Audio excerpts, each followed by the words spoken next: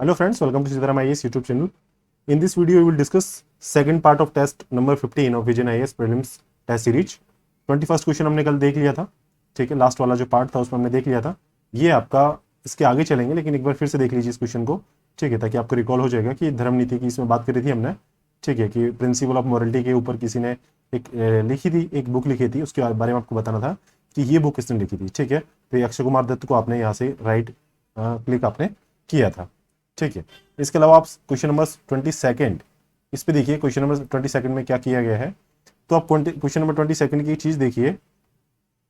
इसे पूछा है कि करेक्ट नहीं है इस आपका जो बेसिक स्ट्रक्चर डॉक्ट्रिन है ना उसके बारे में, वो पूछा है आपसे, ठीक है। तो इसमें स्टेटमेंट है कि according to the doctrine the parliament can extend the scope of a fundamental right but can not curtail it, ठीक है। तो ये चीज है कि ऐसा कर सकती है या नहीं कर सकती, क्योंकि आपको ये मालूम होना चाहिए कि जो पार्लियामेंट है, ठीक है, पार्लियामेंट है ये, जैसे इसने 44 आपका जो अमेंडमेंट हुआ था ना, 44 अमेंडमेंट 1978 में, तो क्या किया था इसने, आपका जो आर्टिकल 31 था ना, ठीक है, आपका जो राइट टू प्रॉपर्टी था, राइट टू प्रॉपर्टी, इसको हटा दिया था, ठीक है। तो ये यहाँ पे ऐसा था कि इसको हटा दिया, तो इससे आपका फंडामेंटल राइट जो था वहाँ पे कर्टेल हो गया। इसने पूछा कि करेक्ट नहीं है, तो पहला स्टेटमेंट देख के आपको लग गया कि हाँ, कि इस डॉक्ट्रिन के हिसाब से the parliament can extend the scope of fundamental right but can not cartel की जगह कर्टेल भी कर सकती है, ठीक है, पब्लिक इंटरेस्ट में, ठीक है। बाकी और कोई चीज़ें होती हैं तो उसमें रिस्ट्रिक्शन भी होती है, जैसे आपका पब्लिक इंटरेस्ट है, आपका शेड्यूल्ड ट्राइब वगैरह का जो इंटरेस्ट होता है उसके बेसिस पे है, या फिर आपका सोवरेनिटी और आपका इंटीग्रिटी के बेसिस पे है, पब्लिक ऑर्डर के साथ साथ में आपका जो आपका पब्लिक मोरल है, ठीक है। इसके अलावा आपका डिफेमेशन है, कंटेम्प्ट ऑफ कोर्ट है, इस पर रिस्ट्रिक्शन लगा सकता है, और यहाँ पे जो फंडामेंटल राइट है उनको कर्टेल भी किया जा सकता है, ठीक है। सेकंड देख लीजिए, सेकंड में पूछा है कि बताया कि इसमें वामन राव जजमेंट जो था उसमें सुप्रीम कोर्ट ने कहा कि डॉक्ट्रिन जो है वो अप्लाई होगी सिर्फ कॉन्स्टिट्यूशनल अमेंडमेंट में, जो आपके 24 अप्रैल जब हुआ, 24 अप्रैल 1973 में था, जो आपका केशवानंद भारती केस आया ना, उसके बाद के लिए ही आपकी जो है बेसिक स्ट्रक्चर लागू होगी। इससे पहले का 1973 से पहले के जो एक्ट बन गए, ठीक है, उन पे जुडिशियल रिव्यू वगैरह नहीं हो सकता, ठीक है। तो ये बाद वाला चीज़ है, तो इसमें आपका राइट था सेकंड वाला, फर्स्ट वाला आपका ऑप्शन सही है क्योंकि ये ऑप्शन आपका गलत था, ठीक है। स्टेटमेंट का एक पॉइंट यहाँ पे गलत था। इसके अलावा सी में है the doctrine is nowhere mention in constitution, तो ये भी सही है, बाद में आया था बेसिक स्ट्रक्चर का डॉक्ट्रिन तो, और idea of welfare state is part of basic structure, तो बेसिक स्ट्रक्चर के तो बहुत सारे पार्ट है, एक चीज़ तो है नहीं आपका, जैसे आपका फेडरलिज्म है, ठीक है, आपका जो पार्टी सिस्टम जो है, पार्लियामेंट्री फॉर्म ऑफ जो गवर्नमेंट है ना, ये है आपका। इसके अलावा आपका कॉन्स्टिट्यूशन की प्रियम्बल वगैरह ये सब आपका बेसिक स्ट्रक्चर का पार्ट है। तो ये बहुत सारी चीज़ें हैं, आपने वहाँ से देखी होंगी, यहाँ से अपने को क्वेश्चन देखना था। इसके अलावा आपका 23 क्वेश्चन देखिए, with reference to the colonial activity in the sphere of education, arrange करना है कि कौन कौन सी चीज़ें कब कब हुई, ठीक है। तो यहाँ से आपको आइडिया लग जाएगा कि हाँ कौन सी चीज़ें कहाँ पे है, वो देखिए। पहला स्टेटमेंट दिया है कलकत्ता मदरसा के बारे में, ठीक है। तो कलकत्ता मदरसा है, आपको एक चीज़ ये देख लीजिए, कलकत्ता मदरसा किसने बनाया था, ये आपको याद आ रहा होगा, ठीक है। वॉरेन हेस्टिंग्स जो था उसने कलकत्ता मदरसा इसको बनाया था, ठीक है। तो ये आपका कब बनाया था, वॉरेन हेस्टिंग का टाइम आपका 1780 के आसपास था, 1781 में आपका कलकत्ता मदरसा बनाया गया। जोनाथन डंकन आपका संस्कृत कॉलेज जो है बनारस का वो बनाया था, और लगभग 10 साल बाद में इसके 1791 में बनाया था।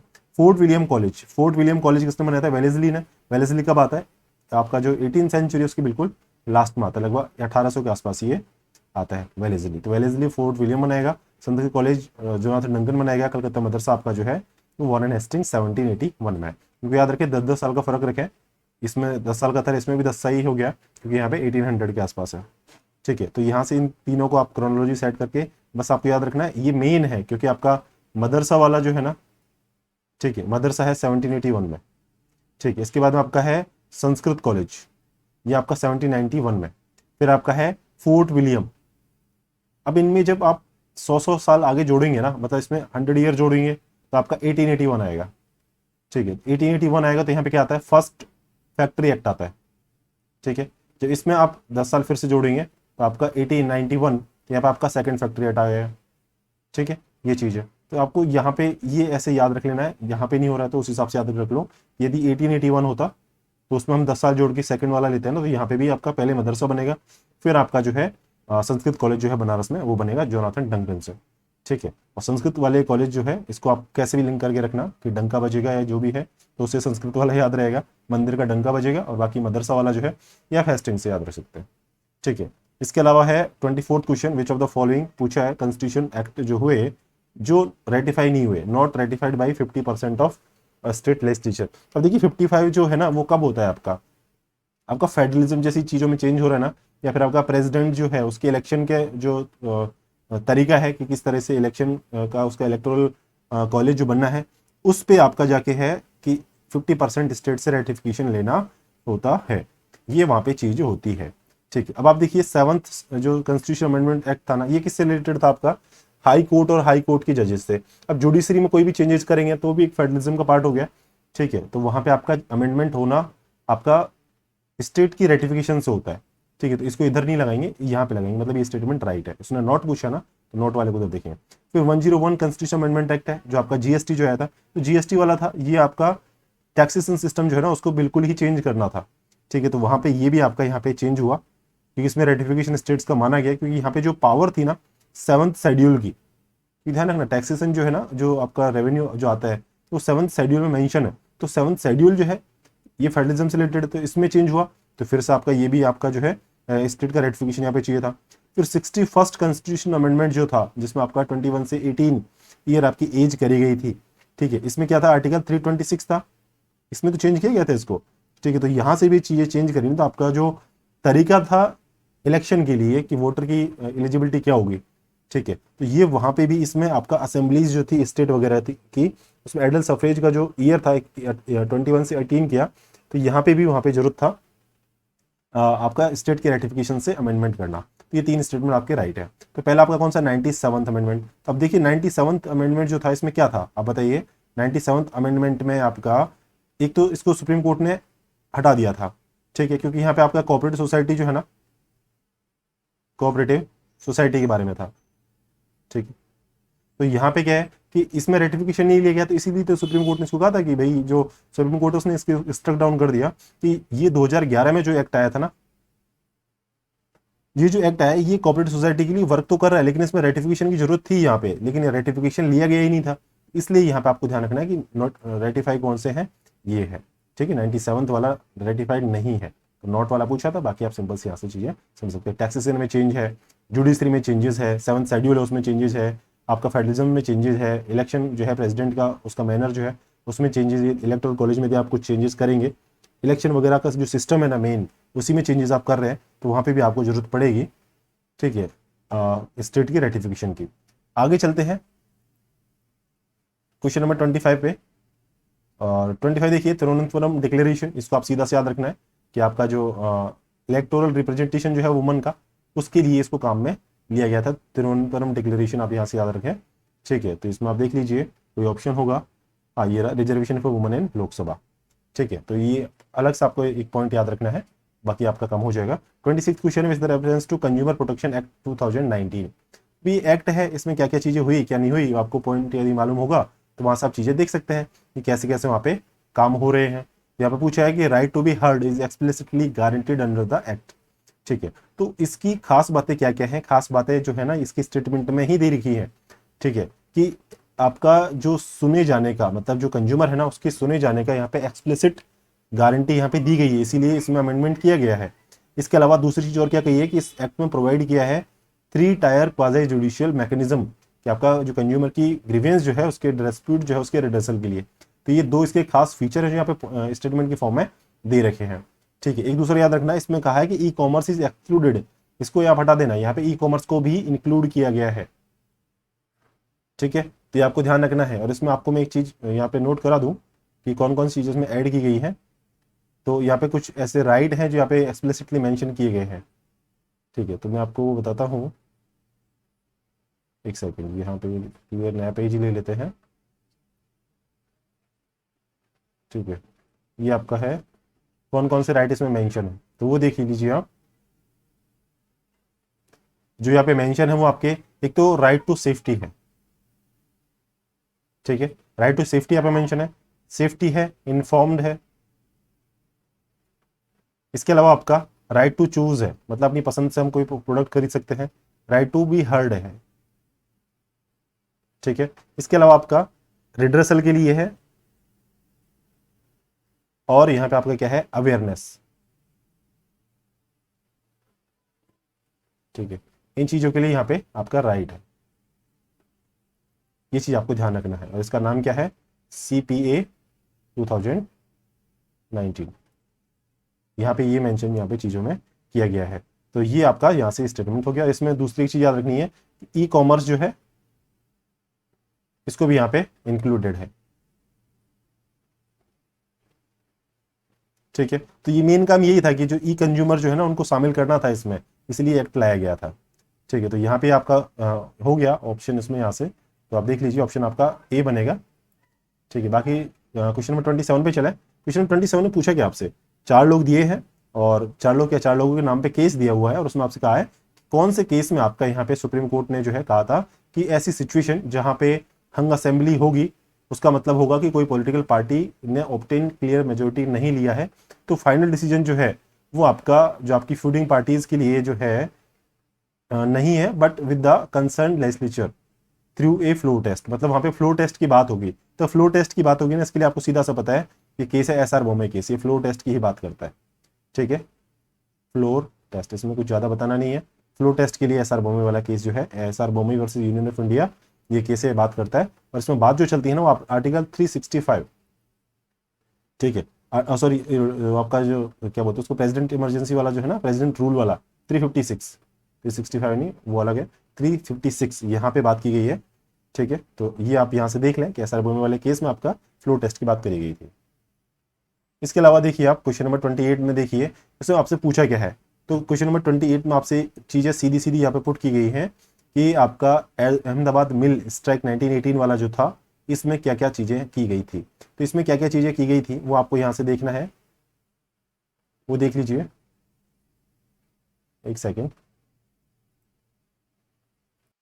तो यहाँ पे देखिए क्या क्या चीज़ें यहाँ पे अहमदाबाद मिल स्ट्राइक जो थी 1918 की, ये आपका देखिए यहाँ पे अंबालाल साराभाई वगैरह जो लोग थे, ठीक है, उन्होंने यहाँ पे आपकी जो मिल्स जो थी वहाँ पे गांधी जी की बातों को माना था।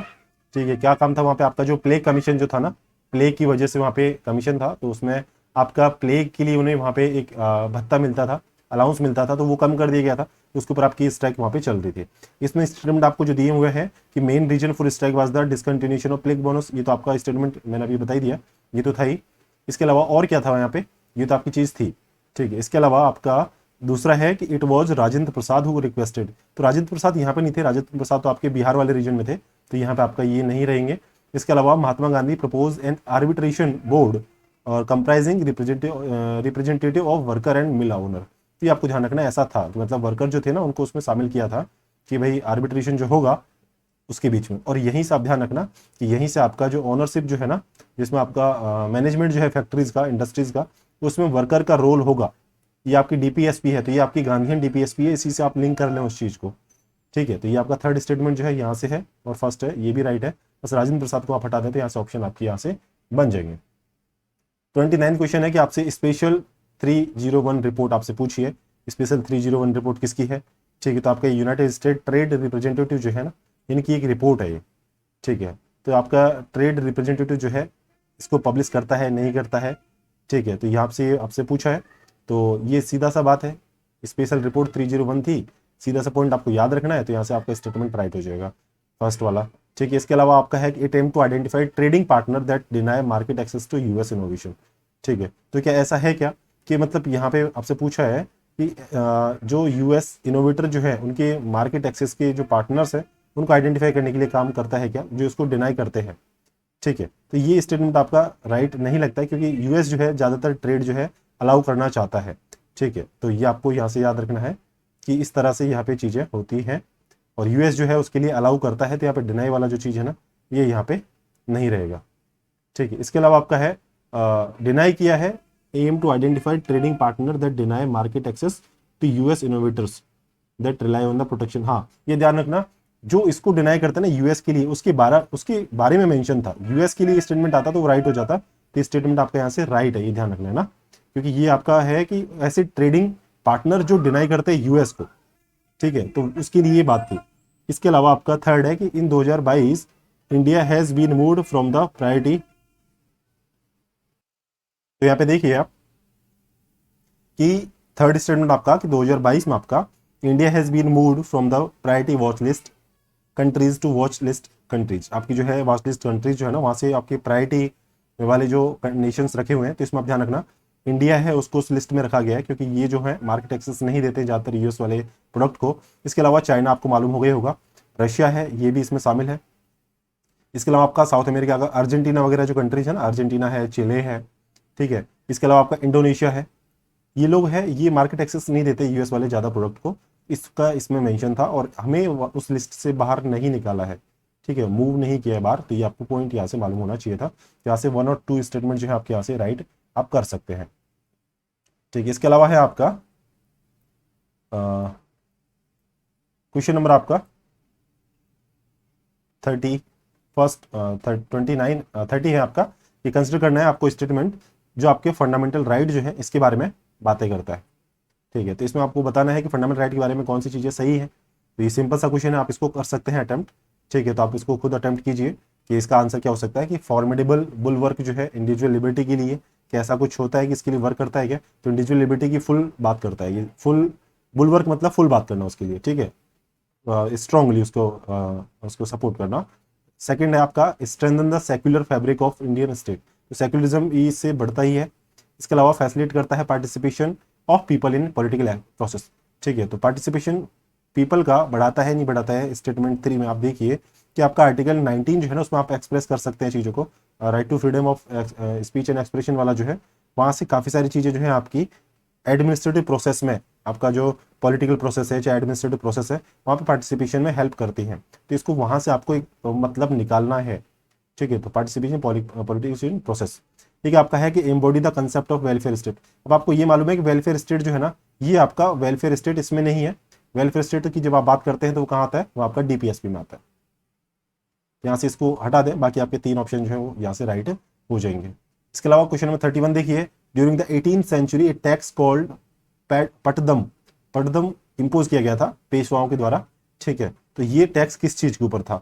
अभी आपका स्टैटिक नॉलेज है, आपने यदि पढ़ रखा है उसके बारे में, तो आपको मालूम होना चाहिए कि मराठा रूल कब था। तो आपका ये इधर औरंगजेब वाला रूल चल रहा था मुगल्स का, वहाँ पे मराठाओं का रूल चल रहा था, ठीक है। और वहाँ पे चाइल्ड मैरिज जो थी वो कॉमन थी, ठीक है। तो वहाँ पे विडोज जो होती थी, ठीक है, विडो जो होती थी उनकी रीमैरिज के लिए, ठीक है, विडो की रीमैरिज के लिए वहाँ पे टैक्स लिया जाता था, उसको बोलते हैं पटदम, ठीक है। तो ये आप पॉइंट यहाँ से देख लें, रीमैरिज ऑफ विडो। इसके अलावा आपका यहाँ से देखिए दूसरी चीज वहाँ पे सती। अब इससे आप लॉजिक लगाएं कि जो सती था ना, सती जो आपकी कस्टम थी उसको कम करने की कोशिश किया था पेशवा जो रूल थे ना वहाँ पे, तो उन्होंने डिस्करेज किया था कि सती नहीं होनी चाहिए, इसकी जगह आप जो है विडो रीमैरिज करो, ठीक है। तो इसके लिए आप समझ सकते हैं टैक्स वहाँ पे लगाया गया था। अगला क्वेश्चन है 32, इसमें कहा है कि पीएम केयर फंड जो है इसके बारे में। पीएम केयर फंड जो है आपका, आपको अच्छे से मालूम है, कंट्रोवर्सी में चल रहा था क्योंकि इसको जो है आपके आरटीआई के परिव्यू में इसको नहीं लाया गया था, ठीक है, क्योंकि जो गवर्नमेंट ने कहा था कि जो पीएम केयर फंड जो है ना, ये आपके आरटीआई के दायरे में नहीं आता है। अब यहाँ पे क्या चीज़ आपसे पूछी होगी, ये देखिए, it is the fund which is it is the fund under the government of India, ये सही है, विच सपोर्ट रिलीफ और assistance related to public health emergency. Public health emergency में चीज़ें काम आती हैं क्या, ठीक है, या फिर ये स्पेशल पर्पज इसके लिए बनाया गया था, ठीक है। तो आपको ये अच्छे से मालूम है पीएम केयर फंड जो है आपका, ये एक स्पेशल केस था आपका, जो आपका जो ट्रस्ट वगैरह जो आपका एक्ट था ना, ट्रस्ट के रजिस्ट्रेशन का एक्ट 1908, ठीक है, तो उसके अंदर इसको बनाया गया था। तो यहाँ पे आपका गवर्नमेंट ऑफ इंडिया ने तो इसको बनाया था, ठीक है, लेकिन ये ध्यान रखना, हाँ, गवर्नमेंट ऑफ इंडिया ने नहीं बनाया था इसको, सपोर्ट आपका जो है रिलीफ वगैरह के लिए ये है, मतलब इसके लिए एक पर्टिकुलर एक्ट था, उसके थ्रू ये बनाया गया था, ठीक है। तो ये आप इसको ध्यान रखें, ये जो गवर्नमेंट ऑफ इंडिया का जो एक्ट है, ये गवर्नमेंट ऑफ इंडिया ने नहीं बनाया है पर्टिकुलरली। इसमें आपका जो पैसा जो है वो आपका कंसोलिडेटेड फंड ऑफ इंडिया जो है उसमें भी नहीं जाता है। ये भी एक पॉइंट आपको यहाँ से देखना है कि जाता है कि नहीं जाता, क्योंकि मुझे इसका ये था कि शायद गवर्नमेंट ऑफ इंडिया ने ऑर्डिनेंस से बनाया था, ठीक है। आप इसको एक बार और कंफर्म कर लेना कि ऑर्डिनेंस से बना था या किससे बना था उस टाइम पे। लेकिन इसका जो पैसा है ये आपको ध्यान रखना है कि इसका पैसा जो है वो कंसोलिडेटेड फंड सीएफआई जो है उसमें पैसा ये नहीं जाता है, ये आपको थोड़ा सा पता होना चाहिए, ठीक है। इसके अलावा आपका सेकंड स्टेटमेंट है आपका, फिर आप यहाँ से सेकंड स्टेटमेंट को देख सकते हैं कि prime minister is ex officio chairman, तो ये ऑप्शन तो आपका राइट है स्टेटमेंट। थर्ड आपका fund is exempted under the foreign contribution act, तो भैया इस पे जो FCRA जो है ना वो लगता ही नहीं है, ठीक है। और FCRA नहीं लगता ना, इसीलिए इस पे RTI गवर्नमेंट नहीं लाना चाहती, मतलब RTI के परिव्यू में इसको लाना नहीं चाहती। इससे आप लॉजिक यहाँ से सेट कर लें, ठीक है। और ये आप ध्यान रखें कि आपका जो ये जो आपका ये फर्स्ट वाला स्टेटमेंट है ना, इसको आप ढंग से देख लेना। एक RTI वाला जो एक्ट है उसमें आपका सेक्शन 8 जो है वहाँ पे उस चीज़ को देख लेना, ठीक है। तो ये आपको देखना है, ऑर्डिनेंस से आया था और आपका जो डिस्ट्रेस वाली कंडीशन जो होती है उस टाइम पे ये ला सकते हैं। इसके अलावा आपका नेक्स्ट क्वेश्चन पे चलते हैं, क्वेश्चन नंबर 33। क्वेश्चन नंबर 33 है आपका कि इन द कंटेक्स्ट ऑफ सेहत। अब सेहत क्या है, ठीक है। सेहत आपका एक तरीका है हेल्थ केयर के सेक्टर में, ठीक है। तो ये पॉइंट आपको पहले से मालूम होना चाहिए कि किस फील्ड में ये बात हमारी चल रही है, ठीक है। इसको एक दूसरा और ध्यान रखना, डिफेंस मिनिस्ट्री जो थी ना उसने इसको चालू किया था सेहत को, ठीक है। ये आपको मालूम होना चाहिए। और इसमें क्या क्या किया गया था कि आपका जो मिलिट्री पर्सनल जो है ना मेडिसिन उनको देनी थी, ठीक है। इसके अलावा आपका जो है ऑनलाइन मेडिकल इस पे कंसल्टेशन का काम था। एक ऑनलाइन वाला पॉइंट जो है ना ये भी आपको यहाँ से ध्यान रखना है। इसका नाम क्या था आपका, service e health assistant teleconsultation नाम से ये था। अब पूछा गया इसमें कि it is a free OPD service with the objective of medicine home delivery and pickup of medicine only for senior citizen above 60 year. तो 60 ईयर से अबाउ के लिए ही नहीं था ये, ठीक है। ये किसके लिए था, आपका जो वेटरन जो है आपके जो सर्विंग मिलिट्री पर्सनल सर्विसेज जो है उसमें सर्विसेज में जो है उन सबको ये फैसिलिटी देना था, सिर्फ 60 ईयर वालों के लिए नहीं था। तो ये आपको यहाँ से हटा दिया। सेकंड आपका सेहत इनिशिएटिव मिनिस्ट्री ऑफ डिफेंस, तो ये डिफेंस वाला तो यहाँ से आपने देख लिया, तो आपका सेकंड स्टेटमेंट आपका यहाँ से राइट हो जाएगा। 34 देखिए, इसमें पूछा है कांग्रेस के सेशन है और इसमें प्रेसिडेंट कौन कौन रहा था। अब देखिए जो जवाहरलाल नेहरू जो है ना वो लास्ट के सेशन जो थे आपके 1938 39, इसमें आपका सुभाष चंद्र बोस रहते हैं, फिर 40 में आपका जो है आपके खान अब्दुल गफ्फार खान वगैरह हैं वो लोग रहते हैं बाद में। तो रामगढ़ सेशन जो है वहाँ पे इसमें जवाहरलाल नेहरू नहीं होते, तो फर्स्ट वाला ऑप्शन काटेंगे तो आपका यहाँ से हट जाएगा और ये भी आपका ऑप्शन यहाँ से हट जाएगा, ठीक है। अब आपको बचेगा कौन सा यहाँ पे, या तो बी या डी। अब गया सेशन जो है 1922 का, तो आपका ये देखिए कि गया सेशन 1922 का जो है इसको किसने प्रिजाइड किया था, ठीक है। तो यहाँ पे CR दास थे मेरे हिसाब से, ठीक है। मोतीलाल नेहरू उस टाइम पे नहीं थे इस सेशन को प्रेसिडेंट इसका प्रिजाइड करने वाले। अब ध्यान रखना CR दास जो थे वो यहाँ पे थे और यहाँ पे जो मोतीलाल नेहरू जो थे वो इसके सेक्रेटरी थे, ठीक है। तो ये आप ध्यान रखना कि ये हेड नहीं थे, मतलब प्रेसिडेंट नहीं थे इसके। बाकी बेलगाम वाला तो है, ये तो सबको मालूम होता ही होता है। तो सेकंड वाला स्टेटमेंट आपका यहाँ से राइट है, तो ऑप्शन में आपका बी ही राइट यहाँ पे होगा, ठीक है। ये आपको पॉइंट ये स्पेशल कुछ सेशन जो थे कांग्रेस के ये आपको मालूम होना चाहिए। और यहाँ पे इस टाइम पे क्या होता है कि CR दास वगैरह जो है कांग्रेस से अलग हो जाते हैं, इसके अलावा स्वराज पार्टी आपकी उस टाइम पे बनाते हैं, क्योंकि CR दास उस टाइम में प्रेसिडेंट होते हैं और मोतीलाल जो है इसके सेक्रेटरी होते हैं गया सेशन के, ठीक है। तो ये आपका इसने कहा था कि या तो आप कुछ चीज़ बदलो या फिर आप एंड करो इसको। तो यहाँ पे जो अपनी प्रपोजल होता है स्वराज पार्टी बनाने का उसको यहाँ पे अलग से लाते हैं। क्वेश्चन आपका 35 में देखिए आपका क्या पूछा है कि विच of the following events were associated with Portuguese colonial campaign in India. अब आपको यहाँ पे देखना है 3 स्टेटमेंट दिए हैं कि बैटल ऑफ स्वाली है, दूसरा capture of Goa from Bijapur, और फर्स्ट आपका victory over the combined fleet of Gujarat Egypt and Zamorin. अब देखिए इतने सारे लोगों को हराने का काम है ना पोर्चुगीज ही करते हैं, कि इजिप्ट वाले जो है जमोरिन जो है और गुजरात की जो फ्लीट है इनको हराने का काम जो है ना ये यही करते हैं, क्योंकि इनको क्या है ना आपका जो वो ब्लू आयरन वाला जो है ना ब्लू आयरन की पॉलिसी जो होती है, ठीक है, उसके ये अप्लाई करते हैं, ठीक है। तो ये आप ध्यान रखना। इसके अलावा यहाँ पे गोवा को बीजापुर से कैप्चर करते नहीं करते, ये तो एक फेमस स्टेटमेंट है कि आते हैं और सबसे पहले वहाँ से जो गोवा वाला रीजन जो है ना वहाँ पे ये पोर्ट डेवलप करना चाहते हैं, इसलिए जो बीजापुर वहाँ बीजापुर के रूल में जब आता है तो वहाँ से इसको कैप्चर करना चाहते हैं। और एक बैटल ऑफ स्वाली जो है ये आपको अच्छे से मालूम है कि ये पोर्चुगीज ने ही यहाँ पे लड़ा था, बैटल ऑफ स्वाली, ठीक है। तो ये आपको यहाँ से 3 स्टेटमेंट जो है यहाँ पे आप राइट यहाँ से कर सकते हैं, ठीक है। तो ये चीज़ें हैं आपकी जो आपको बेसिकली आनी चाहिए। और ब्रिटेन से इन्होंने लड़ा था बैटल ऑफ स्वाली, ठीक है। इनकी कुछ उस टाइम पे उनसे स्टार्टिंग हुई थी कि उनकी, क्योंकि ये लगभग 1600 के आसपास 1612 के आसपास की बात है, ठीक है, जब ये बैटल ऑफ स्वाली वहाँ पे हुआ था, ठीक। और ये सूरत वाला रीजन है गुजरात वाला, उससे इसको लिंक कर लेना कि गुजरात वाले रीजन से ये बात वहाँ पे चल रही है। और आपका जो गवर्नर था उस टाइम पे कौन था, वो आपका अल्फोंसो डी अल्बुकुर्क जो था वो यहाँ पे गवर्नर था पोर्चुगीज का, ठीक है, तो ये आपको थोड़ा सा पता यहाँ पे चीज़ों का होना चाहिए था। तो और ये इंग्लिश जो ब्रिटिशर्स जो थे उसमें इस बैटल में जीते थे। इसके अलावा देखिए आप क्वेश्चन नंबर 36, इसमें आपसे क्या बातें की गई है। 36 में देखिए क्वेश्चन आपसे पूछा है कि राजकोट सत्याग्रह, ठीक है। अब राजकोट सत्याग्रह के बारे में आपसे इसमें स्टेटमेंट दी है दो, और पूछा है कि during the movement all goods इधर प्रोड्यूस बाय स्टेट और प्रोड्यूस सोल्ड अंडर मोनोपोली वर बायकॉटेड, ठीक है। तो ये आप ध्यान रखना कि आपका जो राजकोट सत्याग्रह जो है ना, ठीक है, राजकोट सत्याग्रह, इसके जो मेन लीडर जो थे ना वो यूएन डेबर थे,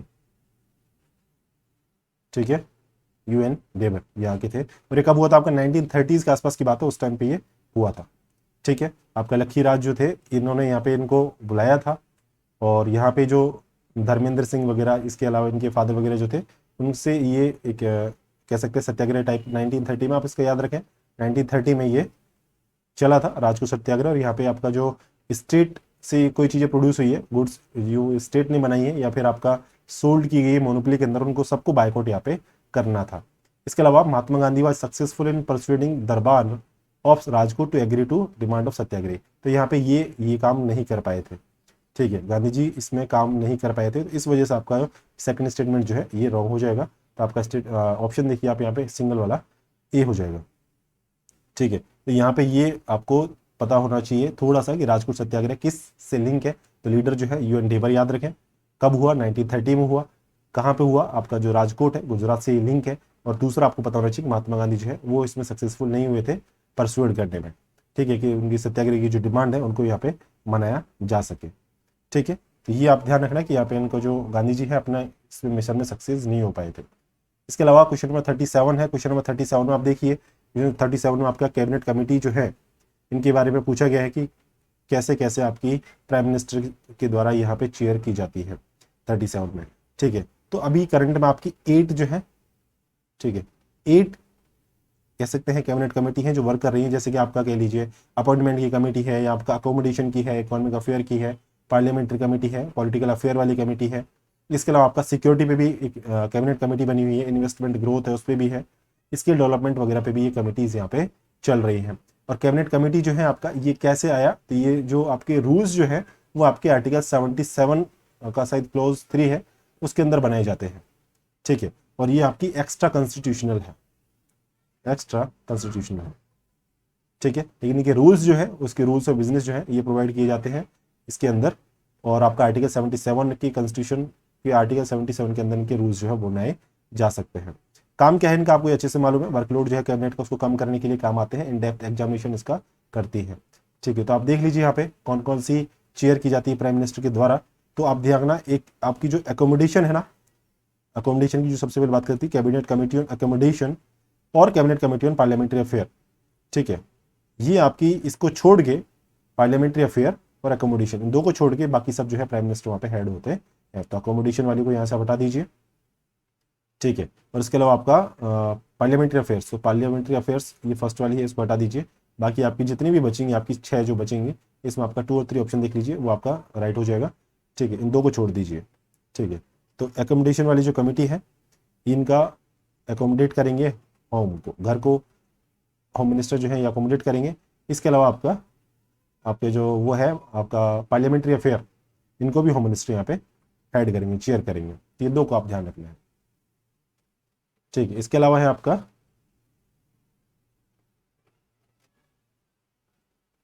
नेक्स्ट क्वेश्चन, क्वेश्चन नंबर 38। तो अकोमोडेशन और आपका पार्लियामेंट अफेयर को आप याद रखें। इसके अलावा बाकी 6 के जो हेड है वो आपके प्राइम मिनिस्टर रहेंगे। क्वेश्चन नंबर 38 पे चले। इससे पूछा चार्टर एक्ट 1830 के बारे में, 1830। अब कंपनी की जो मोनोपोली थी ना उसको खत्म करने के लिए चार्टर एक्ट आया था, ठीक है। इसमें आपका जो है सिर्फ आपका टी और चाइना के साथ ट्रेड और टी में ट्रेड आपका जो है ये आपको कंपनी को अलाउ किया था। इसके अलावा बाकी मोनोपोली यहाँ पे खत्म कर दी गई थी।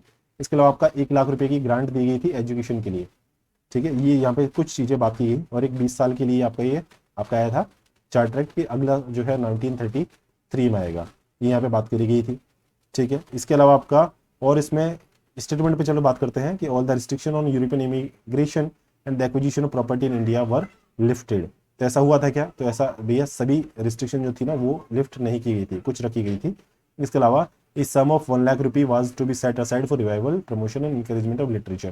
तो ये 1 लाख वाला मैंने आपको बताया ऐसा था, ये चीज़ यहाँ पे थी। और फर्स्ट वाला जो है सभी रिस्ट्रिक्शन यहाँ पे हटाई गई नहीं थी, क्योंकि यहाँ पे कुछ चीज़ें जो थी वो अगले आपका जो आता ना आपका जो चार्टर एक्ट 1833 है उसमें जाके वो चीज़ें हैं वहाँ पे हट पाती हैं, बाकी यहाँ पे अभी तक बनी रहती है।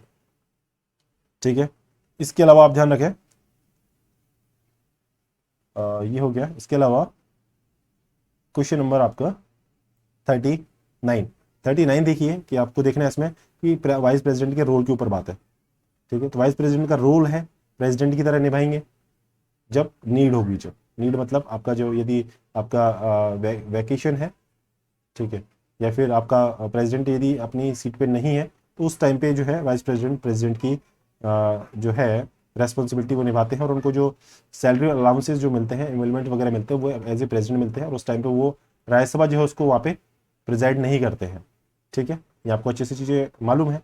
और यहाँ पे आपको स्टेटमेंट दिया है कि vice president can serve as the president only when the vacancy is available due to the death और रेजिग्नेशन ऑफ द प्रेसिडेंट। ठीक है, तो डेथ और रेजिग्नेशन यदि होगा ना तो उस टाइम पे तो इलेक्शन हो जाएगा ना, तो वहाँ पे ये चीज़ नहीं है। यदि वैकेशन है ना सीट का तो उस टाइम पे भी आपका जो है वाइस प्रेसिडेंट जो है वो कंटिन्यू कर सकते हैं। ठीक है, और वहाँ पे आपका 6 मंथ के अंदर अंदर आपका इलेक्शन वहाँ पे होना चाहिए। तो वाइस प्रेसिडेंट आपके प्रेसिडेंट की तरह करेंगे यदि वहाँ पे वैकेंसी है। तो जैसे आपका एब्सेंस है, ठीक है, आपका डेथ हो गया तो इलेक्शन करवाना है तो 6 मंथ में होना चाहिए, तब तक वाइस प्रेसिडेंट जो है प्रेसिडेंट की तरह वहाँ पे वर्क करेंगे। ठीक है, या फिर वहाँ पे रेजिग्नेशन दे दिया उन्होंने, या फिर उनका इम्पीचमेंट हो गया। ठीक है, तो वहाँ पे ये सर्व कर सकते हैं, 6 मंथ के लिए काम वहाँ पे करेंगे। और यहाँ पे जो डिस्चार्ज करेंगे प्रेसिडेंट की तरह तो उनकी पावर इम्यूनिटी वगैरह जो है प्रेसिडेंट की इन्वॉल्वमेंट की जो प्रेसिडेंट की जो होते हैं उन वो सब इनको मिलते हैं। ठीक है, और जब तक आपका यदि ये इलेक्ट किए जाते हैं president next time vice president जो है, ठीक है, तो ये अपने वही पूरे आपका जो 5 ईयर वाला जो टेन्योर है ना उसके लिए बनाए जाएंगे। ठीक है, तो ये आपको ध्यान रखना है। और आपका जो एक्टिंग एज ए प्रेसिडेंट, जब ये एज ए स्टेटमेंट है ना, acting as a president the vice president does not perform the duties of office of the chairman. तो ये तो सही है कि परफॉर्म वहाँ पे ड्यूटीज चेयरमैन की तरह नहीं करते। ठीक है, तो यहाँ से ये स्टेटमेंट तो आपका राइट हो ही जाएगा। फर्स्ट वाला है, इसमें सिर्फ ऑप्शन लिखा है ना डेथ और रेजिग्नेशन, उसको यहाँ से हटा दें। 40 है आपका AITUC all India trade union, आपका जो है कांग्रेस जो है ये कब बनी आपकी 1920s के आसपास की बात है। ठीक है, और इसमें जो है आपके एक इंग्लिश थे वो आपके यहाँ पे वाइस प्रेसिडेंट थे। वाइस प्रेसिडेंट क्या मतलब वो बोलते हैं ना हाँ वाइस प्रेसिडेंट, ये इसका नाम है जोसेफ बटिस्टा है, ये जो इनके वाइस प्रेसिडेंट थे। ये पॉइंट आपको अच्छे से मालूम होगा, आपने पहले पढ़ रखा होगा। इसमें लीडर कौन कौन थे, तो आपका एक चीज़ तो आपको ध्यान रखना है कि आपका ILO जो है जो आपका 1919 में बना था, उसने इस चीज़ को काफ़ी कैटलाइज किया था कि हम भी यहाँ पे है आपका ट्रेड यूनियन के फॉर्म में बनाए। तो हमने फिर उसके 1920 एक साल बाद में ये बनाया था AITUC। ठीक है, और इसने एक तरीके से ILO की तरह ही यहाँ पे वर्क किया था। इसमें कौन कौन लोग शामिल थे, तो आपका जो तिलक है ये इसमें शामिल थे, NM जोशी है ये इसमें शामिल थे। ठीक है, आपका लाला लाजपत राय है, और आपका जोसेफ बटिस्टा जो है यहाँ पे इसके मेन लीडर थे। प्रेसिडेंट कौन थे इसके, प्रेसिडेंट यहाँ पे आपके लाला लाजपत राय थे, क्योंकि वाइस प्रेसिडेंट आपके जोसेफ बटिस्टा थे। ये आपको थोड़ा सा पॉइंट यहाँ से मालूम होना चाहिए था। ठीक है, और इसके जो बाद में आपका जो स्प्लिंटर ग्रुप था AITUC जो बाद में बना था, ठीक है, उसके जो फॉर्म किसने किया था, NM जोशी ने। तो ये चीज़ आपको यहाँ से देखनी थी, और स्टेटमेंट आपका देख लीजिए, बाकी बचे जो यहाँ से हो जाएंगे शायद कि all India trade union federation was the splinter group of AITUC form NM Joshi. हाँ ये ठीक है, और इस supported the Congress candidate during, हाँ तो उस टाइम पे AITUC ने सपोर्ट किया था कांग्रेस को 1937 वाले इलेक्शन में। ठीक है, और ये आपको इतना पॉइंट मालूम होना चाहिए था। और आपका जो सेकेंड वर्ल्ड वॉर जब हुआ तो उस टाइम पे आपका AITUC जो है उसने एक बहुत ही ज़्यादा सिग्निफिकेंट रोल प्ले किया था। वर्ल्ड फेडरेशन आपका जो WFTU world federation of trade union बनाने में यहाँ पे हेल्प किया था AITUC ने। ठीक है, तो ये आपको थोड़ा सा मालूम होना चाहिए। ठीक है, और आगे चलते हैं क्वेश्चन नंबर 41 पे। इसमें कहा है कि नमस्ते स्कीम है, नमस्ते स्कीम काफ़ी इंपॉर्टेंट चल रही है। नमस्ते स्कीम आपकी किसकी है, ministry of social justice and empowerment की है। ठीक है, उसके लिए क्या है आपका जो मैनुअल स्कैवेंजर है ना उनके लिए 100% मैकेनाइज्ड तरीके वहाँ पे इवॉल्व करना था। तो उसमें कुछ ऐसा था, स्टेटमेंट देख लीजिए कि aim promote 100% mechanisation in the cleaning of sewer और डिसिल्टिंग, तो ये ठीक है। इसके अलावा सेंट्रली स्पॉन्सर्ड स्कीम, तो सेंट्रली स्पॉन्सर्ड है या सेंट्रली सेक्टर स्कीम है, ministry of social justice empowerment and the ministry of housing and urban affair, दो चीज़ यहाँ पे आपको दी है। तो ध्यान रखना आपका जो नमस्ते स्कीम जो है ये जॉइंटली करी गई, लेकिन आपका जो स्पॉन्सर नहीं है ये सेंट्रल सेक्टर स्कीम है, ये आपको पता होना चाहिए कि सेंट्रल सेक्टर स्कीम है, ठीक है। बाकी मिनिस्ट्री दोनों है, MOSJE और आपका MOHUO, ठीक है। तो यहाँ से इसको स्टेटमेंट हटा दें, ये वाला आप यहाँ से राइट कर लें।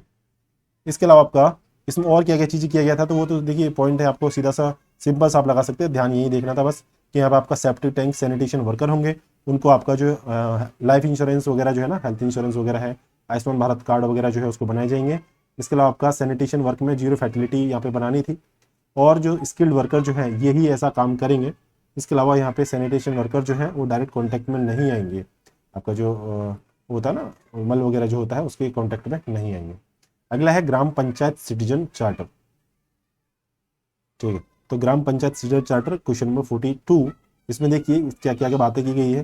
तो ग्राम पंचायत सिटीजन चार्टर की नीड क्या होती है, ठीक है। तो सर्विस डिलीवरी के लिए यहाँ पे बात होती है, और इसका जो चार्टर जो है वो आपका यहाँ पे आपको देखना है, स्टेटमेंट रीड कर लीजिए एक बार। Creation of the charter help the panchayat to reach out to all section of the community without any discrimination, ठीक है। और तो ये तो एक जनरल पॉइंट लगता है, तो स्टेटमेंट आप यहाँ से राइट करें। इसके अलावा the citizen charter is to be formulated by the state government in consultation with the panchayat, ठीक है। तो ये जो है आपका सिटीजन चार्टर है, ये एक तो आपका सेपरेटली बनता है, हर पंचायत के लिए अलग अलग बनेगा, ठीक है, सेपरेट। इसके अलावा आपका जो है सेपरेटली आपके लिए बनेगा। इसके अलावा और चीज़ आपको क्या होगी यहाँ पे कि जो प्लानिंग होगी ना, प्लानिंग में आपका जो ग्राम सभा जो है उनके काफ़ी इसमें रोल होता है, ठीक है। यहाँ पे आपका विजन मिशन वगैरह जो चीज़ें चलती हैं आप देखते हैं, सिटीजन चार्टर जो बनते हैं तो उस तरह से इसमें स्टैंडर्ड वगैरह प्रोसीजर वगैरह जो है वो सेट किए जाते हैं। 2 पॉइंट यहाँ पे बनने थे, उसी पे इन्होंने क्वेश्चन बना दिया कि सिटीजन चार्टर जो है वो फॉर्मुलेट होगा ईच पंचायत के लिए सेपरेटली, उसको बनाए रखने के लिए आपको क्या है डिस्कशन यहाँ पे सिटीजन के साथ में किया जाता है, ठीक है। तो ये आपको ध्यान रखना है, स्टेट गवर्नमेंट जो है वो नहीं बनाती है, पंचायत जो है वो खुद ही इसको बनाती है। तो यहाँ से इस स्टेटमेंट को हटा दें। और इसके बाद में हम आगे चलते हैं क्वेश्चन नंबर आपका 43 पे। 43 में आपसे पूछा है कि he became a missionary for प्रार्थना समाज, महाराष्ट्र में प्रार्थना समाज के लिए बने, मिशनरी बने। इसके अलावा आपका यहाँ पे है उन्होंने डिप्रेस क्लास मिशन बॉम्बे में बनाया। इसके अलावा उन्होंने एक एग्जाम्पलरी एफर्ट किया अनटचेबल्स की एंट्री के लिए टेम्पल में। देखिए यहाँ से आपका जो है ना आपका जो भीमराव अम्बेडकर है उन्होंने भी काम किया था, ठीक है। इसके अलावा आपका विट्ठल राम जी शिंदे हैं, इन्होंने भी इन पे काम किया था, ठीक है। तो आप देखिए जो D.K. कर्वे है ना, इन्होंने तो वुमन के लिए काम किया था, वुमन के लिए हॉस्टल्स वगैरह जो है ना, जो आपका विडो जो है उनके लिए हॉस्टल वगैरह खोले थे, ठीक है। तो यहाँ पे देख लीजिए अनटचेबल के लिए गंगाधर तिलक वगैरह इतना काम नहीं किया था। नारायण मल्हार जोशी जो है NM जोशी, इन्होंने तो आपका जो वर्कर है उनके लिए काम किया था। तो या तो अम्बेडकर यहाँ पे दे नहीं रखे, अब देखते कौन है। एनिमल सेक्रीफाइस देवदासी ट्रेडिशन महाराष्ट्र में चल रही थी, उसके खिलाफ काम किया। 2017 में उनको सक्सेस मिली इंडियन नेशनल कांग्रेस को पास करने के लिए एक रेजोल्यूशन कि वो अनटचेबिलिटी की प्रैक्टिस को यहाँ पे कंडेम कर सकते थे। आपका एक ही बचे यहाँ पे विट्ठल राम जी शिंदे, ठीक है। इन्होंने आपका 1906 में आपका यहाँ पे डिप्रेस क्लास मिशन बनाया था, ठीक है। तो ये थोड़ी सी इन्फॉर्मेशन आपको मालूम होनी चाहिए। और मिशनरी बने ये प्रार्थना समाज के महाराष्ट्र में, ठीक है। तो ये आपको थोड़ा सा पता इनमें चलना चाहिए था, तो आप यहाँ पे आंसर देख सकते हैं। अब बात करें क्वेश्चन नंबर आपका 44 की। इसमें पूछा है विच of the following statement is not correct regarding pressure group, ठीक है। तो प्रेशर ग्रुप के बारे में आपसे चीजें पूछिए कि क्या है, तो प्रेशर ग्रुप क्या करते हैं क्या नहीं करते हैं। तो प्रेशर ग्रुप आप देखिए, प्रेशर ग्रुप जो आपका है वो क्या करते हैं, इनका किसी न किसी पॉलिटिकल जो पार्टी होती है ना, ठीक है, उससे लिंक होना जरूरी नहीं है, क्योंकि ये अपने मोटिव के लिए काम करते हैं। मोटिव इनके लिए ज्यादा जरूरी होता है पॉलिटिकल पार्टी से कनेक्शन के बजाय, ठीक है। इसके अलावा आपका क्या होता है कि यहाँ पे आपका ये पॉलिटिकल पार्टिसिपेशन जो है ना, इसमें जो लोग हैं लीडरशिप इनकी निभाते हैं, वो बाद में पॉलिटिकल पार्टिसिपेशन भी यहाँ पे कर सकते हैं, पॉलिसी प्रोसेस जो होती है पॉलिसी बनाने में भी यहाँ पे मदद कर सकते हैं, ठीक है। इसके अलावा ये जो है इनका डायरेक्ट कंट्रोल ये नहीं होता है कि भाई डायरेक्ट कंट्रोल पॉलिसी मेकिंग में हो, ऐसा इनका कोई रोल यहाँ पे नहीं होता है, ये आपको ध्यान रखना है। अब स्टेटमेंट यहाँ से देख लीजिए कि पहला है आपका pressure group facilitate political participation contribute to the policy में प्रोसेस। तो आपका यहाँ पे है कि आपका पॉलिसी फॉर्मुलेट तो यहाँ पे करते हैं, ठीक है। तो यहाँ पे ये चीज़ है। इसके अलावा आपका मतलब ये राइट है आपके लिए। इसके अलावा आपका unlike A political party pressure group has people with homogeneous interest. तो पॉलिटिकल पार्टी में अलग अलग इंटरेस्ट हो सकते हैं, लेकिन आपका जो आपका प्रेशर ग्रुप जो है ठीक है, इसमें आपका पूछा है कि ऐसा होता है क्या, ठीक है, तो यहाँ पे ये होता है, तो इसमें पूछा है कि नहीं है, गलत जो स्टेटमेंट है वो आपको बताना है। इसके अलावा थर्ड स्टेटमेंट है कि all pressure groups have linkage with political party, तो ऐसा जरूरी नहीं है, ठीक है। बाकी आप स्टेटमेंट ऐसा लगा दे, बाकी 4 देख लीजिए, pressure group does not have direct control over the conduct of the government, तो ये भी सही है कि डायरेक्ट कंट्रोल इनका नहीं होता है। इनका मेन काम क्या होता है, आपका मेन काम प्रेशर ग्रुप का जो है ना, अपने डिसीजन जो ले रही है पॉलिसी बनाने में, वहाँ पे उस पॉलिसी जो है उसको इन्फ्लुएंस करना इनका मेन काम होता है। ये डायरेक्ट नहीं करते, इनडायरेक्ट कंट्रोल रखते हैं। इसके अलावा आपका जो है इनके इंटरेस्ट जो है, ये आपको स्टेटमेंट से देख, इनको लिख लीजिए, लिखना है तो होमोजिनस इनके इंटरेस्ट होते हैं, ठीक है। और ये पॉलिटिकल आइडियोलॉजी इनकी हो ऐसा कोई जरूरी नहीं है, तो नो पॉलिटिकल आइडियोलॉजी। इसके अलावा इनके जो ऑर्गेनाइजेशन होते हैं ना, वो स्मॉल होते हैं, स्मॉल होते हैं। ये पॉलिटिकल पार्टी में क्या होता है, उसमें उनकी एक आइडियोलॉजी होती है, क्योंकि इनकी आइडियोलॉजी नहीं होती है। पॉलिटिकल पार्टी बड़ी होती है, ये छोटे ऑर्गेनाइजेशन होते हैं। इसके अलावा इनका काम क्या है, पॉलिटिकल पार्टी का इसके अपोजिट ले लीजिए, ये पॉलिटिक्स में सीधा रोल नहीं निभाते, इनडायरेक्टली करते, जो पॉलिटिकल पार्टी डायरेक्ट करती है। तो यहाँ से पॉइंट आप यहाँ पे देख लीजिए। अब 45th क्वेश्चन है, in which of the following situation a law made by a state legislature with respect to one of the matter enumerated in the concurrent list, ठीक है। तो यहाँ पे कंकरेंट लिस्ट की आपसे बात की गई है, और इसमें कहा है prevail in the state even if the contains any provision dependent to the provision of earlier law made by parliament, ठीक है। तो इसमें कहा है आपको कि ऐसा कोई कानून जो स्टेट के द्वारा बनाया गया है ऐसी चीज़ों के लिए जो कंकरेंट लिस्ट में है, ठीक है, और वहाँ पे आपका प्रोविजन जो है ना पहले पार्लियामेंट ने कानून बनाया, तो उसके लिए ऐसे क्या चीज़ें वहाँ पे होंगी, ठीक है। तो इसमें देखिए, इसमें देखिए कि law has been reserve for consideration of parliament, ऐसी चीज़ें वहाँ पे लागू हो सकती हैं क्या। सेकंड आपका कि a law has received the assent of the president of India, ठीक है। तो यदि प्रेसिडेंट ऑफ इंडिया ने यदि उसको एसेंट दे दिया ना, तो उन पे है जो स्टेट गवर्नमेंट जो है, स्टेट लेजिस्लेचर जो है वहाँ पे कानून बना सकती है, ठीक है। ये आपको ध्यान रखना है, यदि रिजर्व है तो उस पर नहीं बना सकती है। इसके अलावा a law has been reserve for the consideration, तो कंसिडरेशन अभी तक चल ही रहा है। एसेंट यदि मिल गया प्रेसिडेंट का तो वो बना सकती है, भले ही वो कंकरेंट लिस्ट का हो और उस पर पहले से आपका जो पार्लियामेंट है उसने कानून बना रखे हो। एसेंट बहुत जरूरी है, तब जाके उस पर स्टेट गवर्नमेंट काम कर सकती है। कंस्टिट्यूशन में है तो वहाँ पे जरूरी नहीं होगा। यदि इसमें लिख रहा है, ये स्टेट में आपको राइट लग सकता है कि law has been passed by an absolute majority of the state legislature. अब देखिए, पास भले हो जाए एब्सोल्यूट से, लेकिन वो फिर आपका यूनियन में जाएगा, पार्लियामेंट में जाएगा, फिर से वहाँ पे वो चीज़ें बात होंगी, क्योंकि आप कंकरेंट लिस्ट पे जो मैटर उस पर काम कर रहे हैं, तो वहाँ पे फिर वही आपका प्रेसिडेंट के पास में मिल जाएगा, तो वहाँ पे वो चीज़ें पहले ही रिजेक्ट हो जानी है, तो फिर पास नहीं होगा। तो इसलिए एब्सोल्यूट मेजोरिटी स्टेट में उसकी जरूरत नहीं है, मतलब वहाँ पे जरूरत है बिल बनाने के लिए, लेकिन पार्लियामेंट्री प्रोसीजर में आपका प्रेसिडेंट का अप्रूवल मिल गया तो वो सबसे जरूरी चीज होता है स्टेट में कंकरेंट लिस्ट के मैटर पे काम करने के लिए। इसके अलावा आपका क्वेश्चन है 46, इसमें देखिए कि आपका फॉरेस्ट राइट एक्ट FRA 2006 के बारे में पूछा गया है कि FRA is not applicable in protected areas, ठीक है। तो ये आपको बताना है कि एप्लीकेबल है कि नहीं है, तो नॉट एप्लीकेबल बोला है तो इसमें आपको इसको हटा दें, क्योंकि FRA एप्लीकेबल है प्रोटेक्टेड एरिया में। प्रोटेक्टेड एरिया जो होते हैं आपके नेशनल पार्क या वाइल्ड लाइफ सेंचुरी वहाँ पे लगते हैं ना, तो ये वहाँ पे एप्लीकेबल है। अगला है the act provide for the creation of critical wild life habitat, तो ये आपका उसमें मेंशन है 2006 वाले एक्ट में, तो ये सेकंड स्टेटमेंट राइट है, फर्स्ट वाला यहाँ से हटा दीजिए, ठीक है। इसके एक और चीज़ आपको यदि आप देखनी यहाँ से, तो इसके सेक्शन 1 और 2 जो है वहाँ पे ये बात की गई है कि सेक्शन 1 जो है उसमें आपको बताया है कि पूरे इंडिया में लगेगा, ठीक है। और सुप्रीम कोर्ट ने इसमें कहा भी था, लेट माई जजमेंट दिया था गोदावरम केस वाला जो था ना, उसमें कि आपका जो फॉरेस्ट राइट एक्ट है वो सिर्फ फॉरेस्ट ही नहीं, इसके अलावा आपका जो कंजर्वेशन प्रोटेक्टेड फॉरेस्ट जो है ना उनमें भी लागू होगा, ठीक है। तो ये पॉइंट आप यहाँ से देख सकते हैं। और ये क्रिटिकल वाइल्ड लाइफ हैबिटेट बनाने के लिए यहाँ पे एक प्रोविजन प्रोवाइड करता है, उसको हम बोलते हैं CWH, critical wild life habitat. यहाँ पे आपका डेमोक्रेटिक ट्रांसपेरेंट प्रोसेस होगी, ताकि आपकी जो FRA के लिए कंप्लीट जस्टिस वहाँ पे मिल सके, कंप्लीट वहाँ पे अथॉरिटी मिल सके, तो उसके लिए यहाँ पे जो आपका एक तरीके से राइट के रिकॉग्निशन की बात की गई है, ठीक है। और इसके अलावा नोडल एजेंसी कौन है ये भी ध्यान रखना, फॉरेस्ट राइट के लिए नोडल एजेंसी जो है आपकी वो ट्राइबल अफेयर्स है, ये ध्यान रखना, ट्राइबल अफेयर्स। ये फॉरेस्ट राइट जो है ना आपके ट्राइबल्स के लिए लागू होते हैं, ट्राइबल्स हैं या फिर जो वहाँ पे जो रेजिडेंट होते हैं ना, वो कुछ वर्ड बोलते हैं अपन, जो वहाँ पे पर्टिकुलर रहते हैं वहाँ पे, तो ये आपका ट्राइबल मिनिस्ट्री जो है ये काम करेगी, यहाँ पे इन्वायरमेंट मिनिस्ट्री जो है ये काम नहीं करती है, ये ध्यान रखना है आपको, ठीक है। फॉरेस्ट और लाइवलीहुड का जो ऑब्जेक्टिव है उसको हासिल करने के लिए। इसके अलावा बात करें क्वेश्चन नंबर 47, इसमें पूछा है वर्धा समिति जो थी आपकी स्कीम जो थी ये आपकी किसके लिए थी, तो गांधी जी के टाइम पे ये आपकी वर्धा समिति 1937 के आसपास ये वर्क कर रही थी, ठीक है। उसमें आप काम कर रही थी और ऑल इंडिया नेशनल आपका जो एजुकेशन कॉन्फ्रेंस थी वो वर्धा में हुई थी, तो उसको बोलते हैं AINEC, NEC, all India national education, आपका एजुकेशन कॉन्फ्रेंस वर्धा में हुई थी। ठीक है, और यहाँ का जो प्रपोजल था गांधी जी ने बनाया था, उसको यहाँ पे एक्सेप्ट करना था, फ्री और कंपलसरी एजुकेशन देने के लिए, जो आपका फिर से DPSPS को आप ध्यान रखना। ठीक है, और आपका जो वहाँ पे ध्यान रखना, यहाँ पे आपका फ्री एंड कंपलसरी एजुकेशन 6 से 14 ईयर के लिए है, और वहाँ पे जो बात करी गई थी वो आपका 7 ईयर की बात की गई थी कि 7 साल तक आपको देना चाहिए मदर टंग में नेशन वाइड वहाँ पे एजुकेशन देना चाहिए। ठीक है, इसके चेयरमैन कौन थे आपके? जाकिर हुसैन। जाकिर हुसैन जो थे इसके चेयरमैन बनाए गए थे, और ये आपको थोड़ा सा चीज़ें मालूम होना चाहिए। अब आपका स्टेटमेंट यहाँ से देख लीजिए क्या क्या यहाँ पे बात होती है। तो ये फर्स्ट आपका it was presented a committee chair Zakir Hussain, ये आपका यहाँ से हो गया। और mother tongue was proposed as the medium of instruction, तो मदर टंग जो थी आपकी ये प्रपोज की गई थी कि भाई ये जो मदर टंग में आपका जो है इन्फॉर्मेशन वहाँ पे एजुकेशन जो है वहाँ पे दिया जाएगा। ठीक है, और आपका फ्री और कंपलसरी एजुकेशन होगी 7 साल के लिए नेशन वाइड। तो ये 2 स्टेटमेंट आपको ऐसे पता होना चाहिए।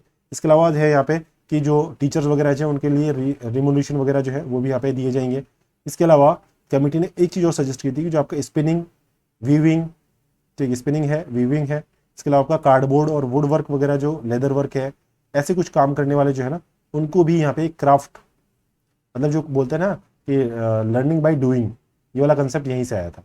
ठीक है, लर्निंग बाय डूइंग वाला। तो क्राफ्ट जो है वो सिर्फ मैकेनिकली नहीं सिखाया जाना चाहिए, सोशली और साइंटिफिक इम्प्लीकेशन जो है उसके वो भी यहाँ पे साइड बाई साइड यहाँ पे सिखाने चाहिए, ये यहाँ पे बताया गया था। तो एक तरीके से क्राफ्ट सेंटर्ड एजुकेशन थी जहाँ पे काफ़ी सारी चीज़ें यहाँ पे सिखाई जाती थी। सोशल इन्वायरमेंट, आपका फिजिकल इन्वायरमेंट है चाइल्ड का, उसमें क्राफ्ट को जोड़ा गया, ये चीज़ यहाँ पे शामिल थी। तो यहाँ से आप देख लीजिए दोनों स्टेटमेंट आपके यहाँ से राइट हो जाएंगे। क्वेश्चन नंबर 48 देख लीजिए, in the context of social religious reform 19th century में हुए, उसमें कहा है कि दर्पण जो है ना, ये दर्पण जो है ये किसने यहाँ पे 1832 में न्यूज़पेपर निकाला था। तो ये सिंपल सा क्वेश्चन आपका कि बाला शास्त्री जाम्बेकर। ठीक है, तो इसको BJD से याद रखते हैं इसको, बाला शास्त्री जाम्बेकर, दर्पण 1832 ये न्यूज़पेपर उन्होंने निकाला था। इनको आपका मराठी जर्नलिज्म का फादर भी कहा जाता है, जाम्बेकर को। उन्होंने दर्पण को यूज़ किया था अवेयरनेस फैलाने के लिए सोसाइटी। विडो रीमैरिज है, इसके लिए भी इन्होंने यहाँ पे काम किया था ताकि उसमें साइंटिफिक अप्रोच लगाई जा सके, इंस्टॉल की जा सके, मासेस में उनकी लाइफ में वो लोग साइंटिफिक अप्रोच से काम करें। इन्होंने बॉम्बे नेटिव जनरल लाइब्रेरी जो है ये भी बनाई थी। छोटी छोटी डिटेल्स होती हैं, आपको याद रह जाती तो ठीक है, आपने पहले से पढ़ रखा है तो वहाँ पे आपका काम चल सकता है। तो जाम्बेकर है, इन्होंने बॉम्बे नेटिव आपका है जनरल लाइब्रेरी है ये स्टार्ट यहाँ पे किया था नेटिव इंप्रूवमेंट के लिए। यहाँ पे नेटिव इंप्रूवमेंट सोसाइटी जो है यहाँ पे इसके फॉर्म में चालू करी थी। ठीक है, तो ये आप ध्यान रखें। और ये जो यहाँ पे हिंदी के प्रोफेसर थे एलिफेंट, जो आपका एल्फेंस्टीन कॉलेज जो है ना वहाँ पे। 49 पे चलिए, in the context of direct to mobile D2M। ठीक, इसमें आपको देखना है कि D2M डायरेक्ट मोबाइल टेक्नोलॉजी जो है इसमें क्या चीज़ें हैं देखिए। It can broadcast videos and other multimedia content directly to mobile phone without an active internet connection. तो आप ध्यान रखना, डायरेक्ट टू मोबाइल है तो आप एक तरीके से सैटेलाइट बेस ये चीज़ें चलती है। ठीक है, तो जैसे आपका टीवी वगैरह है ना तो उसमें इंटरनेट नहीं होता है, फिर भी आपका जो है डायरेक्ट टू होम जो होता है उसमें बिना इंटरनेट के आता है आपका, क्योंकि वहाँ पे आपका सीधा रेडियो आपका जो फ्रिक्वेंसी से काम करता है। तो सेम कंसेप्ट यहाँ पे लगेगा। सेकेंड है the technology is based on the convergence between broadband and broadcast. तो ये भी सही है, आपका ब्रॉडबैंड और ब्रॉडकास्ट इन दोनों को मिला के यहाँ पे चीज़ें हो पाएंगी, क्योंकि यहाँ पे आपका वीडियो की ब्रॉडकास्टिंग है, अदर मल्टीमीडिया जो कंटेंट है वो डायरेक्टली मोबाइल फोन पे दिया जाएगा, इंटरनेट की जरूरत वहाँ पे नहीं पड़ेगी। और जो आपको जो डिपार्टमेंट ऑफ टेली कम्युनिकेशन जो है ना उसने ऐसी कमिटी अभी सेटअप की है जो स्पेक्ट्रम बैंड की फिजिबिलिटी चेक करने के लिए स्टडी वहाँ पे करेगी। ठीक है, तो ऐसी ऐसी कुछ चीज़ें हैं। और इसमें IIT कानपुर जो है इसने इसमें कुछ काम किया है, तो ये चीज़ आपको यहाँ से थोड़ी सी देखनी थी। ये सेकंड स्टेटमेंट भी आपका राइट है। इसके अलावा देखिए, to be eligible for election as a vice president, vice president फिर से क्वेश्चन आया, person should fulfil which of the following आपकी एलिजिबिलिटी है। तो वो देख लीजिए कि आपका he should be citizen of India by birth and not a natural citizen. तो ऐसी कोई जरूरत नहीं है, बस वो सिटीजन ऑफ इंडिया होना चाहिए। इसको हटा दीजिए आप फर्स्ट को, फर्स्ट से आपका यही हटेगा सिर्फ, मतलब ये ऑप्शन एलिमिनेट हो जाएगा। फिर देखिए, he should be qualified for election as a member of Rajya Sabha. तो ये वाला तो आपको मालूम है कि राज्यसभा का मेंबर तो होना चाहिए कि उसके चेयरमैन की तरह वर्क करेंगे। और he should not hold any office of profit. तो ऑफिस ऑफ प्रॉफिट तो सबके लिए लागू होता है कि ऑफिस ऑफ प्रॉफिट कोई भी होल्ड नहीं करेगा। तो आपका ये सेकंड और थर्ड आपका जो है स्टेटमेंट राइट हो जाएगा, ऑप्शन आपका बी आ जाएगा। ये क्वेश्चन और देख लीजिए, आपका चतुष्पथी और आपका जो टोल्स जो है ना ये किसके बारे में है। तो चतुष्पथी या टोल्स जो है अब देख लीजिए क्या है आपका टोल से, आपको ये नहीं देखना है कि आपका टोल टैक्स वगैरह से सिस्टम है। और ठीक है, तो टैक्सेस वगैरह यहाँ से आप इसको हटा दें। चतुष्पथीज, पथीस मतलब आप पीठ वगैरह से है, उससे याद रख सकते हैं। ठीक है, तो शारदा पीठ वगैरह जो थी एजुकेशन से लिंक कर सकें तो आप वहाँ से ध्यान रखना। चतुष्पथीज ये आपका हायर एजुकेशन से इसको आपको करना है चतुष्पथीज। और जो टोल है यहाँ पे, ये पॉइंट आपको याद रखना है। ठीक है, कहाँ पे चलता था ये आपके बिहार और आपका जो बंगाल वाला रीजन है ना, वहाँ पे ये आपके जो हिंदू और मुस्लिम एलिमेंट्री स्कूल जो थे वो कहलाते थे आपके पाठशाला मकतब वगैरह कहलाते थे। और यहाँ पे आपका जो रीडिंग राइटिंग अरिथमेटिक वगैरह सिखाया जाता था। और आपके लोअर कास्ट के जो बच्चे थे उनको भी यहाँ पे सिखाया जाता था। ठीक है, तो ये आपके बिहार बंगाल में चलते थे, तो ये आपको यहाँ से सीधी चीज़ें देख लेनी है। और आपके संस्कृत एजुकेशन के लिए आपका काशी वाराणसी और आपका तिरहुत जो है वो आपका मिथिला वाला रीजन जो है वो भी एजुकेशन के लिए जाना जाता था, तिरहुत मिथिला वाला रीजन। इसके अलावा नदिया जो जगह है, नदिया है, ये भी जाना जाता था एजुकेशन के लिए। इसके अलावा आपका उत्कल तट जो है ना, उत्कल, यहाँ पे भी जो रीजन है ये भी आपका एजुकेशन के लिए ही जाना जाता था। इसके अलावा ये लास्ट क्वेश्चन देख लीजिए आपका 52nd, इसमें पर्सनैलिटी के बारे में बात की गई है। तो आप यहाँ पे देख लीजिए कि he was a proponent of upliftment. देखिए यहाँ पे आपका देखिए आपके अलग अलग लोग हैं। किसान फागुजी बंसोड़ है, कालीचरण नंदगवली है, फिर अम्बेडकर है और आपका जीबी वालिंकर है। अब इसको रीड करने से आपको चलेगा क्योंकि ये बहुत ही अच्छा, मतलब एक तरीके से टफ टाइप का क्वेश्चन यहाँ से क्रिएट किया है कि कौन थे। आपको इंडिविजुअली मालूम है ये कौन थे, तो आपको वहाँ से देखना है। इस स्टेटमेंट आप रीड कर लीजिए कौन है। इसका आंसर आपका है किसान फगुजी बांसोड़। ठीक, क्योंकि ये क्वेश्चन मैंने रीड कर लिया था, मेरा इसमें ऑप्शन इसमें लगा नहीं था, मैंने इसको स्किप किया था। ठीक है, BR अम्बेडकर डाला है आपका अनटचेबल्स के लिए, लेकिन आप वहाँ पे इसको राइट नहीं करें। ठीक, क्योंकि आपके किसान फगुजी बंसोड़ जो है वो लीडर थे दलितों के लिए इंडिपेंडेंस इंडिया में, और वो इन्फ्लुएंस थे भक्ति कल्ट के द्वारा भी। ठीक है, भक्ति कल्ट जो है ना उससे ये इन्फ्लुएंस थे, और उन्होंने एक प्रेस 1900 में चालू किया था। बाकी इन्फॉर्मेशन जो है आपकी यहाँ पे लिखी हुई है। ठीक है, तो यहाँ से आप ये क्वेश्चंस को कर सकते हैं। बाकी वाला हम नेक्स्ट पार्ट में डिस्कस करेंगे। कोई डाउट हो इस क्वेश्चंस में तो आप मुझे बताइएगा, कमेंट कीजिए, वीडियो को शेयर कीजिए, लाइक कीजिए। ठीक है, और फोकस कीजिए, एग्जाम आपके जस्ट पास में है। इस टेस्ट को आज मैं कंप्लीट करके अपलोड कर दूंगा। मिलते हैं नेक्स्ट वीडियो में। Thank you for watching this video.